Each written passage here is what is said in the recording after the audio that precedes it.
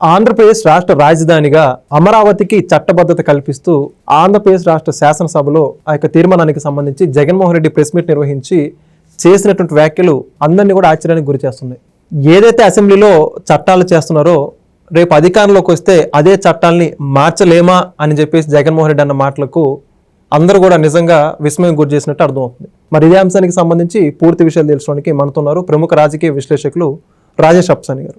Sir నమస్కారం అండి. నమస్కారం సార్, ఓ పక్క రాష్ట్ర రాజధానిగా అమరావతికి సంబంధించి ప్రస్తుత కూటమి ప్రభుత్వం, దేశంలో పార్లమెంటు అందరూ ఆ విధంగా మద్దతు పలికి దానికి సంబంధించి చట్టబద్ధత కల్పిస్తే జగన్మోహన్ రెడ్డి గారు మాత్రం పూర్తిగా విషయం కక్కుతూ ఇప్పుడు ఏదైతే చట్టాలు చేస్తున్నారో వాటన్నిటిని అదే చట్టాలు మేము మార్చలేమని చెప్పేసి చాలా అహంకారంగా కళ్ళు ఎగరేసి మరీ మాట్లాడుతున్నటువంటి పరిస్థితి. అసలు మళ్ళీ వచ్చే అవకాశాలు ఉన్నాయా? ఆయన ఈ విధంగా బహిరంగ వ్యాఖ్యలు చేసే కూడా ఎవరు ఆ మాటలను స్వాగతిస్తారంటారు? అసలు ఇప్పుడు వాస్తవంగా 2019లో జగన్మోహన్ రెడ్డి గారికి 175 స్థానాలను అసెంబ్లీలో 151 స్థానాలు దక్కినాయి. అలా దక్కిన నేపథ్యంలో ఆయన అప్పటి వరకు అసెంబ్లీ తీర్మానం మేరకు ప్రధానమంత్రి గారి శంకుస్థాపనతో నిర్మాణం జరుపుకుంటున్న అమరావతి నగర నిర్మాణాన్ని ఆ పనుల్ని స్తంభింపజేశాడు. ఓకే. అదే సందర్భంలో తన పాలనా హయాంలో 2019 డిసెంబర్ 17వ తారీఖు రోజున 3 రాజధానులు అని చెప్పని ఒక వినూత్న ప్రతిపాదన ముందుకు తీసుకొచ్చాడు. సిఆర్డిఏ చట్టాన్ని రద్దు చేశాడు. 3 రాజధానుల అంశాన్ని లెజిస్లేషన్ రూపంలో అమల్లోకి తీసుకురావడం కోసం అసెంబ్లీలో తీర్మానాన్ని ప్రవేశపెట్టి కౌన్సిల్లో తీర్మానం ప్రవేశపెట్టబడినప్పుడు కౌన్సిల్లో తనకు మెజార్టీ లేని స్థితిలో అది సెలెక్ట్ కమిటీకి పంపించడం జరిగింది. అంటే ఇక్కడ ఏమర్థమవుతుంది మనకి, అతను తనకి అధికారం అవకాశం దక్కినాడు, రాష్ట్ర రాజధానిని మార్చడానికి ప్రయత్నం చేశాడు, రాష్ట్ర రాజధాని స్థాయిని తగ్గించడానికి ప్రయత్నం చేశాడు. అంటే లెజిస్లేషను, ఎగ్జిక్యూషను, జ్యుడిషరీ ఒకే ప్రాంతం నుంచి జరుగుతున్న ఫంక్షనింగ్ని 3 ప్రాంతాలుగా విభజించాలి అని చెప్పని ప్రయత్నం చేశాడు. ప్రయత్నమే చేశాడు. ఆచరణ దగ్గరకు వచ్చేటప్పటికి చట్టపరంగా ఎదురైన సంక్లిష్టతల నేపథ్యంలో తాను ప్రతిపాదించిన సిఆర్డిఏ రద్దు చట్టాన్ని తానే పునరుద్ధరించాడు. తన ద్వారా జరిగిన 3 రాజధానుల తీర్మానాన్ని తానే ఉపసంహరించుకుంటున్నాను అని హైకోర్టుకు తెలియజేశాడు. అలాగే హైకోర్టు కూడా 2022 మార్చి మొదటి వారంలో అమరావతి ఏకైక రాజధాని అని చెప్పని ఒక స్పష్ట తీర్పు ఇవ్వడం జరిగింది. ఈ తీర్పును సవాల్ చేస్తూ సుప్రీంకోర్టుకి అప్రోచ్ అయ్యాడు. సుప్రీంకోర్టులో ఈ తీర్పు మీద స్టే అడిగాడు. కానీ సుప్రీంకోర్టు ఇతని అభ్యర్థనని పరిగణలోకి తీసుకోలేదు. హైకోర్టు ఇచ్చిన తీర్పు మీద స్టే ఇవ్వలేదు. అంటే 5 సంవత్సరాల పూర్తికాలం అధికారం చెలాయించి కనీసం సిఆర్డిఏ చట్ట రద్దు కూడా తనతో సాధ్యం కాని జగన్మోహన్ రెడ్డి ఇవాళ రాష్ట్ర విభజన చట్టానికి సవరణ చేస్తూ పార్లమెంటు ద్వారా అమరావతి మాత్రమే ఏకైక రాజధాని అని చెప్పనే ఏకగ్రీవ తీర్మానానికి ఉభయ సభల్లో ఆ తీర్మానం ఆమోదం పొంది రాష్ట్రపతి గారి ద్వారా చట్ట రూపంలో అమల్లోకి రాబోతున్న నేపథ్యంలో రేపు మళ్ళీ మేము అధికారంలోకి వస్తే మేము చట్టం చేయలేమా అంటున్నాడు. ఇవాళ లెజిస్లేషన్ చేసే అధికారమే ఆంధ్రప్రదేశ్ రాష్ట్ర శాసనసభకు లేదు అని చెప్పని ఒకసారి హైకోర్టు తీర్పు ఇచ్చిన తర్వాత రేపు నువ్వు అధికారంలోకి వస్తే తర్వాత సంగతి, వస్తే సాంకేతికంగా నీకు రేపు రోజు కూడా తీర్మానం మాత్రమే చేయగలుగుతావు, చట్టం చేసే అధికారం నీకు లేదు. కేంద్ర ప్రభుత్వాన్ని పార్లమెంటుని అభ్యర్థిస్తూ తీర్మానం మాత్రం చేయగలుగుతావు. ఎలా అయితే గతంలో కౌన్సిల్ రద్దు తీర్మానం చేసావో నువ్వు తీర్మానమే చేయగలిగావు, కానీ కౌన్సిల్ రద్దు చేయలేకపోయావు. అంటే ఇక్కడ ఒక రాష్ట్రానికి ముఖ్యమంత్రిగా ఎంపికైతే సర్వసత్తాక సార్వభౌమాధికారాలు నీకు సంక్రమింపబడవు. రాజ్యాంగానికి లోబడే చట్టబద్ధమైన పరిపాలన మాత్రమే చెయ్యటానికి నీకు అవకాశం దక్కుతుంది తప్ప రాజ్యాంగేతరంగా నా ఇష్టానుసారం నా పుర్రెకి ఏది తోస్తే దాన్ని అమలుపరుస్తాననే నియంతృత్వపు పోకడలు రాజ్యాంగబద్ధ ప్రజాస్వామ్య పరిపాలనలో సాధ్యం కావు అనేది గతంలో నీకు అనుభవపూర్వకంగా నిర్ధారణ అయినా సరే మళ్ళీ అదే విధమైన స్టేట్మెంట్లు రీఇటరేట్ చేస్తూ ఉన్నావు. ఇక్కడ గమనించుకోవాల్సింది ఏంటంటే జగన్మోహన్ రెడ్డి మళ్ళీ రేపు నెగ్గడా ఇది కూడా ఒక చర్చనీయాంశం. ఎందుకంటే 2019 ఎన్నికల నాడు ప్రజలకి ఒక రకమైన రంగుల ప్రపంచాన్ని చూపించిన నేపథ్యంలో యువతకి వలసలు లేని ఉపాధి కల్పిస్తా అని చెప్పని, మహిళల్ని మద్య నిషేధం చేస్తానని చెప్పని, ప్రభుత్వ ఉద్యోగులకి మెరుగైన పిఆర్సీ ఇస్తా, క్రమం తప్పని డిఏలు ఇస్తా, సిపిఎస్ రద్దు చేస్తా అని చెప్పిన వాగ్దానాలు, ఇలా ఒక్కొక్క వర్గాన్ని ఒక్కొక్క వాగ్దానం చేసి అమరావతిలోనే రాజధాని నిర్మాణం జరుగుతుంది, అమరావతిలో భూమి లేని పేదలకు 5,000 రూపాయలు పెన్షన్ ఇస్తాను అనే ఇలా రకరకాల వాగ్దానాలు. వీటికి తోడు అదనంగా సంక్షేమాన్ని కూడా చంద్రబాబు నాయుడు గారి నాటికన్నా మెరుగైన సంక్షేమాన్ని అమలు చేస్తానని చెప్పిన వాగ్దానాలు నమ్మిన ప్రజలు 2019లో అధికారం కట్టబెట్టారు. 2019 నాడు పాలకుడిగా ఈయనెప్పుడు చూసుండాల.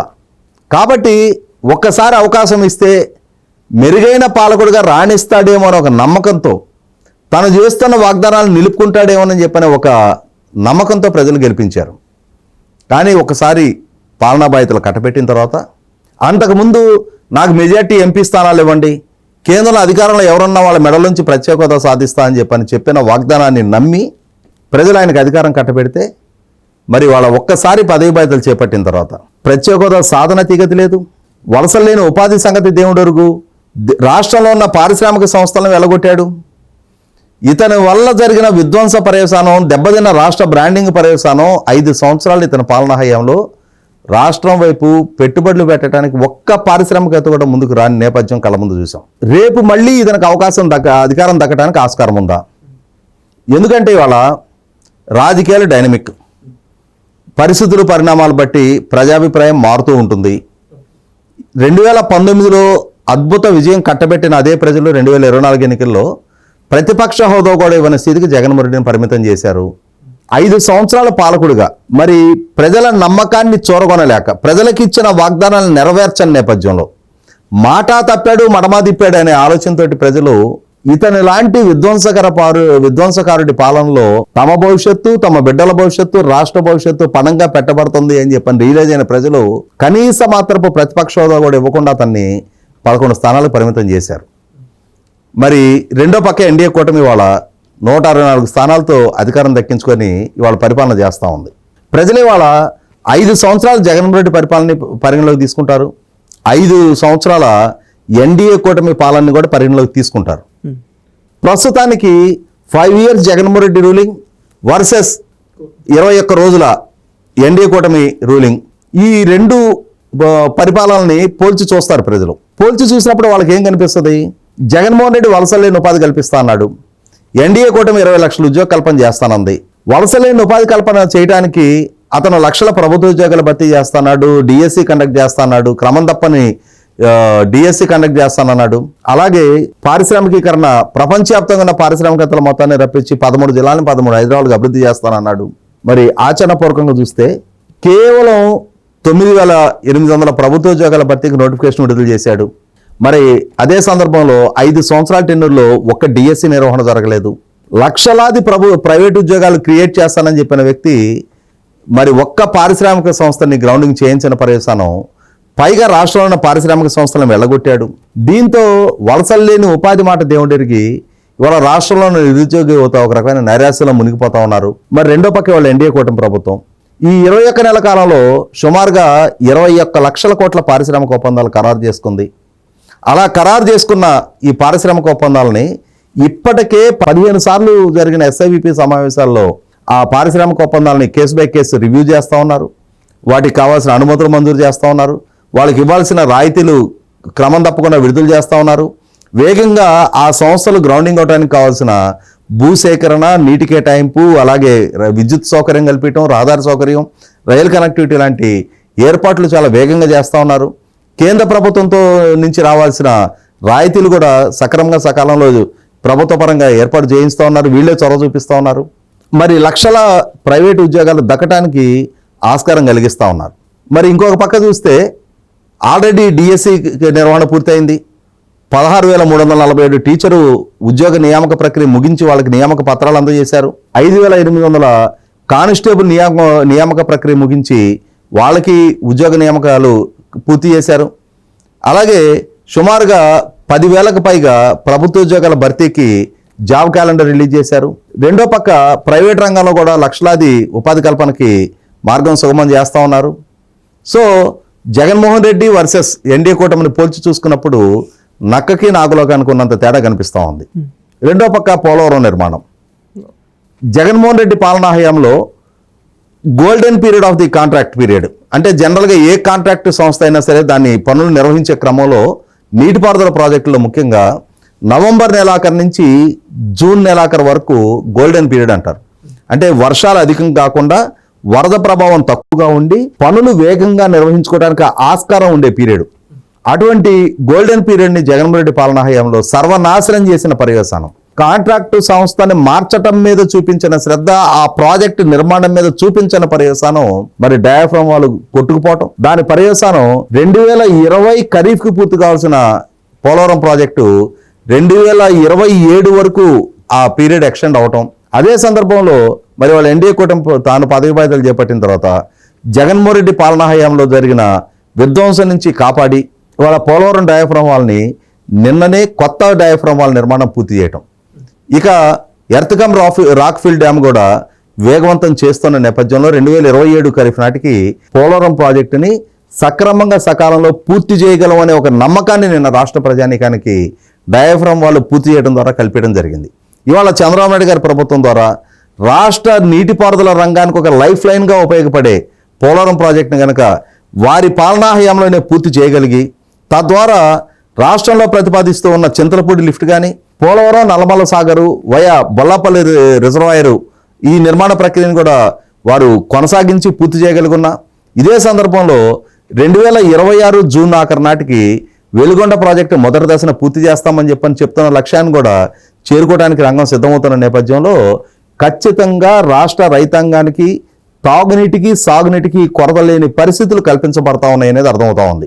ఇదే క్రమంలో మరి గతంలోనే పట్టిసీమ నిర్మాణం ద్వారా కృష్ణా డెల్టా గోదావరి డెల్టాలను అనుసంధానం చేసి గోదావరి నుంచి పట్టిసీమ ద్వారా కృష్ణా డెల్టాకి నీటి వసతి కల్పిస్తూ కృష్ణా డెల్టాకి జరిగిన కేటాయింపుల్ని శ్రీశైలం నుంచి రాయలసీమ ప్రాంతానికి ఆల్రెడీ ఇప్పటికే నీటి పంపింగ్ జరుగుతూ ఉన్న నేపథ్యంలో హంద్రీనివా కాలువ వెడల్పు చేసి హంద్రీనివా ద్వారా నిర్దేశిత లక్ష్యంలోగా 52 టీఎంసీల రికార్డు నీటి తరలింపు ఈ సంవత్సరం సాధించగలిగి ఇవాళ ముచ్చుమర్రి నుంచి మల్యాల నుంచి కుప్పం వరకు నీటిని తరలించి ఈ సంవత్సరం రాయలసీమ ప్రాంతంలో ఉన్న ప్రతి నీటి వనరుని నింపిన నేపథ్యంలో ఖచ్చితంగా రాష్ట్ర రైతాంగానికి అలాగే తాగునీటి సంక్షోభ పరిస్థితిని ఎదుర్కొంటున్న రాయలసీమ ప్రాంతానికి కూడా ఒక మేజర్ రిలీఫ్ చంద్రబాబు నాయుడు ద్వారా కల్పించడం జరుగుతోంది.